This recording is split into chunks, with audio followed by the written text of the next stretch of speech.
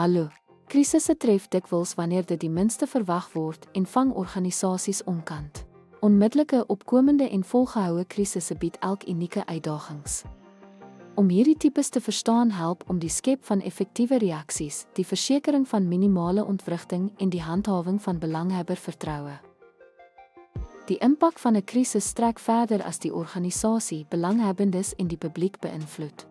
'n Vinnige, goed gekoördineerde reaksie kan skade verminder, terwyl 'n vertraagde reaksie die situasie kan vererger, wat tot langtermyngevolge kan lei.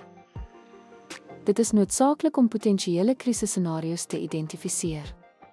Deur onmiddellike, opkomende en volgehoue krisisse te antisipeer, kan organisasies pasgemaakte reaksies voorberei. Hierdie vooruitsig verseker gereedheid en verminder verrassings tydens werklike gebeure.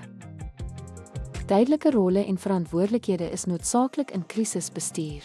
Toekenning van sleutelpersoneel om te hanteer kommunikasie, mediaverhoudinge en interne koördinering stroomlyn pogings om 'n verenigde en effektiewe reaksie te verseker. Die oprigting van media- en inligtingsentrums is noodsaaklik vir vaartbelynde kommunikasie. Hierdie spulpunte bestuur media-navrae en openbare bekommernisse wat akkurate en tydige verspreiding van inligting verseker.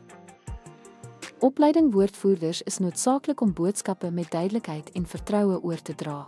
Die implementering van monitoringstelsels help om ontwikkelings en openbare persepsie dop te hou, wat strategiese aanpassings moontlik maak soos nodig. Uitvoering van 'n postkrisis-evaluering beoordeel die plan se doeltreffendheid, identifisering gebiede vir verbetering. Gereelde opdaterings en opleiding verseker dat die organisasie bly voorbereid wees vir toekomstige krisisse wat veerkragtigheid verbeter.